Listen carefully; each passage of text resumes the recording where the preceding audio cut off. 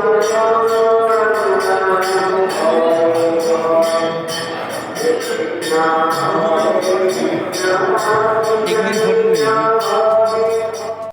Guys, मैं हूँ पंखुरी। आज हम बात करेंगे वृंदावन के एक मंदिर की विचित्र घटना की। हम बात करेंगे पागल बाबा की।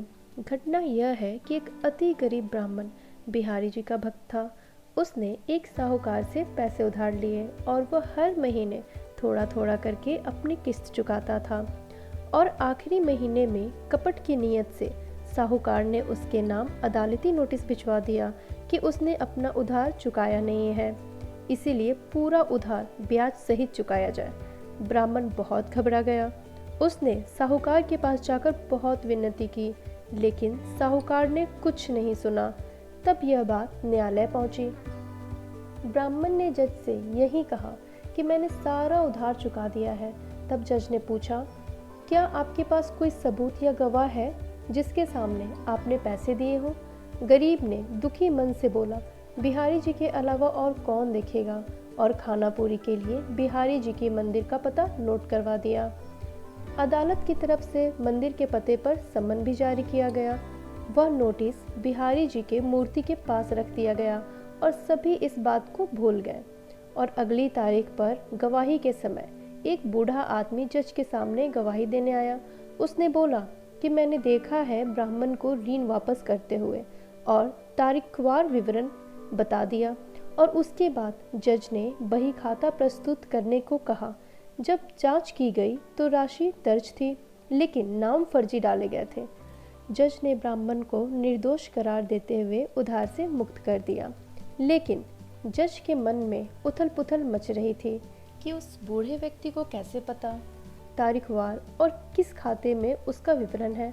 उस गवाह को इतनी सारी बातें इतनी स्पष्टता से कैसे पता थी, जबकि वह काफ़ी बूढ़ा भी था, जिन्हें अक्सर सब कुछ याद नहीं रहता है। उसने यह सब जानने के लिए ब्राह्मण को बुलवाया और पूछा, आखिर वो कौन है? ब्राह्मण ने कहा, मैं उन्हें नहीं जानता, लेकिन बिहारी जी के अलावा कौन हो सकता है? जज ने कहा, मजाक छोड़ो भाई और सच सच बताओ कौन था?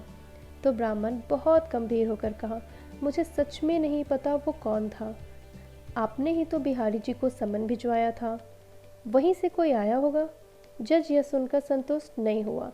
तब उसने बिहारी जी के सेवकों से संपर्क किया और गवाह के बारे में पूछा। सेवकों ने कहा, हाँ, एक सम्मन तो आया था, हमने उसे बिहारी जी के सामने रख दिया था।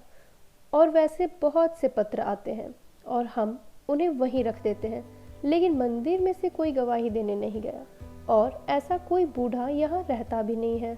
जज आश्चर्यचकित था। उसके मन में हर्षयुक्त भय आ चुका था।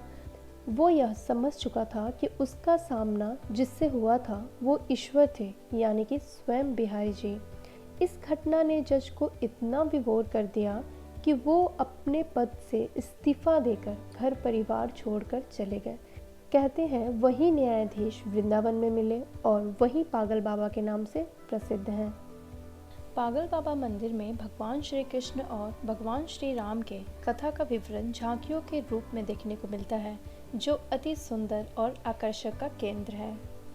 अगर आपको यह जानकारी अच्छी और रोचक लगी हो तो प्लीज़ इस चैनल को लाइक करें और अपने परिवार और दोस्तों में शेयर करना ना भूलें।